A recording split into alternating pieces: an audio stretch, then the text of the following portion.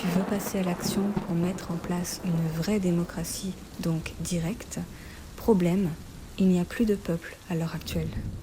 Nous avons perdu nos réflexes naturels de solidarité, de coopération, d'entraide, de réunion.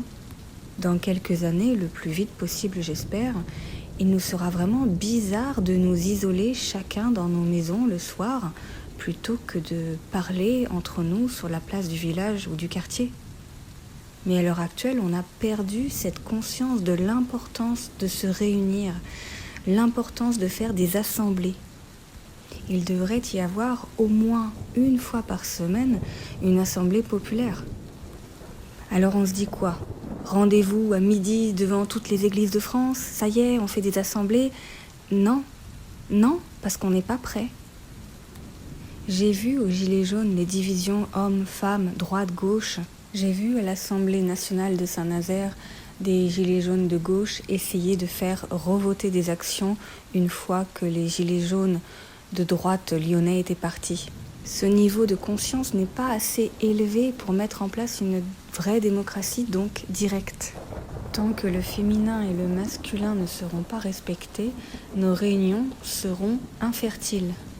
Tant qu'on pensera que le féminin est niais, utopiste, idéaliste, de demander la fin de l'agriculture intensive, de demander la fin de l'élevage, de sortir du modèle de l'argent pour ce qui est des questions d'alimentation et de soins, on n'y arrivera pas. Tant qu'on traitera de facho, de raciste le masculin, qui est en fait, dans sa mission de protection, territorialiste, on n'y arrivera pas non plus. Nos oppositions nous divisent à l'heure actuelle. Alors il faut juste comprendre que ce sont des complémentarités pour qu'elles deviennent notre force. Ce qui peut nous apparaître toxique est peut-être juste utilisé au mauvais endroit, au mauvais moment. La tolérance et l'empathie du féminin n'ont rien à faire sur un champ de bataille. Le contrôle et la méfiance naturelle du masculin n'ont rien à faire au chevet d'un malade.